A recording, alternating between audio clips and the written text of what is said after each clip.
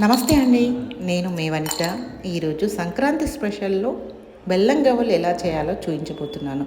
క్రిస్పీగా పైన లేయర్ స్వీట్‌గా ఎలా చేయాలో ఈ వీడియోలో చూసేయండి. ముందుగా మనం ఇక్కడ ఒక కప్పు మైదా పిండి మరియు ఇంకొక కప్పు గోధుమ పిండి తీసుకొని ఇలా రెండిటిని మంచిగా మిక్స్ చేసిన తర్వాత కొంచెం ఆయిల్ కానీ నెయ్యి కానీ వేడి చేసి వేయాలండి.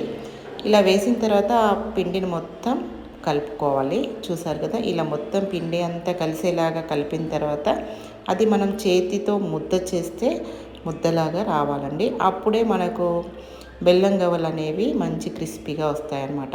ఇప్పుడు ఒకవేళ ఇలా ముద్దకు రాకపోతే ఇంకొంచెం నెయ్యి కానీ నూనె కానీ వేడి చేసి వేసుకోవచ్చు అనమాట. తర్వాత కొంచెం కొంచెం వాటర్ వేసుకుంటూ గవ్వలు పిండిని గట్టిగా తడుపుకోవాలి. ఎందుకంటే మనం గవ్వలు చేయడానికి రావాలి కాబట్టి పిండిని కొంచెం గట్టిగానే తడుపుకోవాలండి. మరీ ఏమంటారు, లూజ్గా చేయకూడదు. చూసారు కదా, అలా తడుపుకొని ఒక మూత పెట్టి ఒక హాఫ్ అన్ అవర్ వరకు దానిని అలాగే వదిలిపెట్టామనుకోండి, పిండి మొత్తం సాఫ్ట్గా అవుతుంది. తర్వాత మనం ఇక్కడ బెల్లం గవ్వలకు సరిపోయేంత బెల్లాన్ని కట్ చేసుకోవాలన్నమాట. చూసారు కదా, నేను ఇక్కడ అరిసెల బెల్లం ఉంటుంది కదా, ఆ బెల్లాన్ని యూజ్ చేస్తున్నాను. మామూలుగా సాల్ట్గా ఉండే బెల్లాన్ని యూజ్ చేస్తే ఏంటంటే గవ్వలు అనేవి తినడానికి సాల్టిష్గా ఉంటాయి. కాబట్టి మీరు ఎప్పుడైనా గవ్వలు కానీ అరిసెలు కానీ చేయాలనుకుంటే బెల్లం సపరేట్గా దొరుకుతుందండి. ఇలా బెల్లాన్ని కట్ చేసి పక్కన పెట్టుకోవాలి. తర్వాత మన గవ్వల పిండి ఎలా ఉందో చూద్దాం. చూసారు కదా ఎంత సాఫ్ట్గా అయ్యిందో. దానిని మళ్ళీ ఒకసారి ఇలా అనుకొని గవ్వలు స్టార్ట్ చేద్దాము. గవ్వలు చేయడానికి మీ దగ్గర గవ్వల చెక్క లేకపోతే మనం పూరీలు వేయించే జాలి ఉంటుంది కదా, దానితో కూడా చేయొచ్చండి. కాకపోతే మనం ఫస్ట్ ఏం చేయాలంటే గవ్వల కోసం ఇలా చిన్న చిన్న ఉండల్లాగా చేసి పెట్టుకోవాలి. అన్నీ ఒకే సైజులో చేసుకున్నాం అనుకోండి, మనకు గవ్వలు ఈజీగా ఒకే రకంగా వేగుతాయి అన్నమాట. ఒకటి చిన్నగా ఒకటి పెద్దగా చేసుకుంటే ఏంటంటే గవ్వలు అనేవి ఒకటి మాడిపోయి ఒకటి దోరగా వేగుతాయి. అందుకని మనం బాల్ చేసుకునేటప్పుడే ఈక్వల్ సైజులో చేసుకున్నాం అనుకోండి, మనం గవ్వలు వేయించడానికి ఈజీ అవుతుంది. చూసారు కదా, నేను ఇక్కడ అన్ని గవ్వలు ఒకే సైజులో చేసి పెట్టుకున్నాను. పిండి మొత్తం కంప్లీట్ అయిపోయింది. నెక్స్ట్ గవ్వలు ఎలా చేయాలో చూడండి. ఇలా గవ్వల చెక్క దొరుకుతుందండి. దానిపైన పెట్టి ఆ రౌండ్ను దానిపైన పెట్టి ఇలా మనం నొక్కి పట్టామనుకోండి, గవ్వ షేప్ వచ్చేస్తుంది. చూస్తున్నారు కదా ఎంత ఈజీయో మన గవ్వలు చేయడం.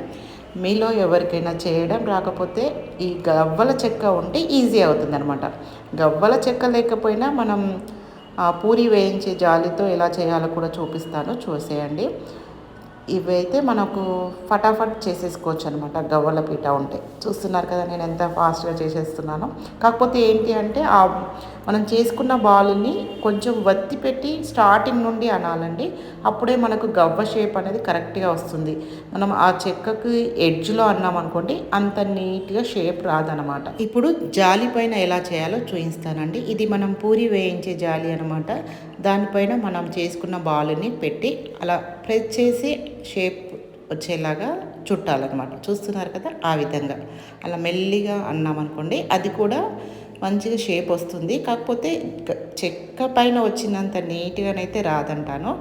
తర్వాత అన్నీ కంప్లీట్ అయ్యే ముందు మనం స్టవ్ పైన ఒక కడాయి పెట్టుకొని అందులో ఆయిల్ని ప్రీ హీట్ చేసుకున్నాం అనుకోండి, ఈజీ అవుతుంది. మిగిలిన పిండి కంప్లీట్ అయ్యేలోపు మన ఆయిల్ వేడవుతుంది అనమాట. మనం పనులన్నీ ఫాస్ట్గా ఎలా చేసుకోవాలంటే ఇలా మల్టిపుల్గా ఆలోచిస్తే మనకు తొందరగా ఏ పనైనా ఈజీగా చేసేసుకోవాలన్నమాట. గవ్వలు చేసే టైంలో మనము ఆయిల్ వేడెక్కింది కాబట్టి మీడియం ఫ్లేమ్లో పెట్టుకుంటూ గవ్వలను వేయించుకోవాలండి. ఎందుకంటే గవ్వలు లోపల దాకా వేగాలంటే స్టవ్ని మాత్రం స్లిమ్లో పెట్టుకొని వేయించాలి. చూస్తున్నారు కదా, మన గవ్వలు కొంచెం కొంచెం కలర్ చేంజ్ అవుతున్నాయి. ఇప్పుడు మనం గవ్వలు వేయించే టైంలో పక్క స్టవ్ పైన మనం బెల్లం పాకానికి సిద్ధం చేద్దాము. నేను ఇక్కడ ఒక కప్పు బెల్లానికి ఒక కప్పు బెల్లం చొప్పున తీసుకున్నానండి. అంటే 2 కప్పుల పిండి తీసుకున్నాను కాబట్టి 2 కప్పుల బెల్లాన్ని తీసుకున్నాను. ఇప్పుడు ఇందులో ఒక కప్పు హాఫ్ కప్పు వరకు వాటర్ని చూసుకొని పోసుకోవాలండి. స్టవ్ ఆన్ చేసి పెట్టి దానిని కొంచెం కరిగేంత వరకు కలుపుతూ ఉండాలి. ఒక పక్కన గవ్వలు వేయించుకొని ఇలా బెల్లం పాకం చేసుకున్నాం అనుకోండి, మనకు తొందరగా వర్క్ ఫినిష్ అవుతుందన్నమాట. చూస్తున్నారు కదా, మన గవ్వలు కూడా బ్రౌన్ కలర్లోకి వచ్చేస్తున్నాయి కాబట్టి మధ్య మధ్యలో ఇవి కూడా కలుపుతూ ఉండాలి, లేకపోతే ఒకే సైడు వేగుతాయి. కాబట్టి 2 పనులు ఈజీగా చేసుకోవచ్చు అనమాట. చూస్తున్నారు కదా, ఇలా బెల్లాన్ని కొంచెం మనం స్పూన్తో ప్రెస్ చేసామనుకోండి తొందరగా కరిగిపోతుంది. మీకు మార్కెట్లో బెల్లం పౌడర్ కూడా దొరుకుతుంది, కాకపోతే ఇంత నీట్గా రావన్నమాట. పాకం అనేది మంచిగా రాదు. సపరేట్గా మనం అరిసెల బెల్లం తెచ్చుకుంటే మనకి ఈజీగా పాకం వచ్చేస్తుంది. చూస్తున్నారు కదా, నేను ఒకసారి వడగట్టి మళ్ళీ అదే ప్యాన్లో పోసాను. ఇక్కడ మనకు గవ్వలు కూడా ఫ్రై అవుతున్నాయి. ఇవి కొంచెం నూనెలో బ్రౌన్ కలర్లోకి మారగానే తీసేయాలండి, ఎందుకంటే అవి బయటకు వచ్చిన తర్వాత ఇంకా కలర్ చేంజ్ అవుతుంది. ఈ కలర్ వచ్చిన తర్వాత తీసేసుకుంటే సరిపోతుంది. చూస్తున్నారు కదా, ఇక్కడ బెల్లం పాకం కూడా రెడీ అవుతుంది. ఒక పక్కన గవ్వలు వేయించుకుంటూ ఇంకో పక్కన బెల్లం పాకం రెడీ చేసుకుంటూ ఉంటే ఈజీగా ఎన్ని పనులైనా చేసేసుకోవచ్చు అనమాట. కొంచెం టెక్నిక్తో పనులు చేసుకుంటే ఈజీ అవుతుంది. చూసారు కదా, మన బెల్లం పాకం రెడీ అవుతుంది. కాకపోతే బెల్లం పాకం అనేది ఇక్కడ మనం మరీ ఎక్కువ రావాల్సిన అవసరం లేదండి. తీగ పాకం లాగా వస్తే సరిపోతుంది. నేను మళ్ళీ ఒకసారి చూపిస్తాను. మధ్య మధ్యలో చెక్ చేసుకోవాలన్నమాట, ఎందుకంటే మరీ ఎక్కువ పాకం వస్తే గవ్వలు అనేవి గట్టి పడిపోతాయి మనం అందులో వేసిన తర్వాత. అందుకని మధ్య మధ్యలో చూస్తూ ఉండాలి. ఇక్కడ ఒక తీగ పాకం రాగానే నేను స్టవ్ కట్టేశాను. తర్వాత ఒక పక్కన మన గవ్వలన్నీ కూడా ఫ్రై అయిపోయాయి.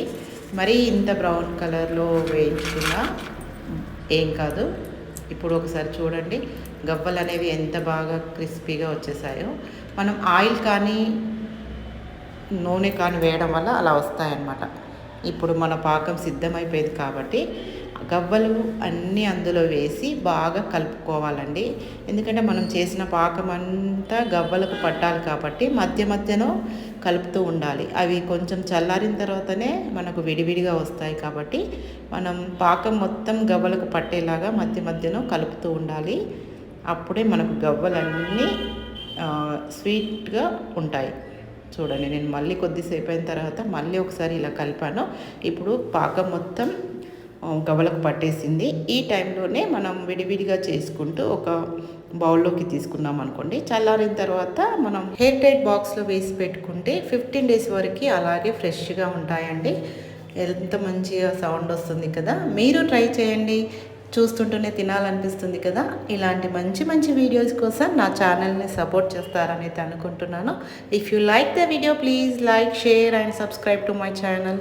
Thank you for watching.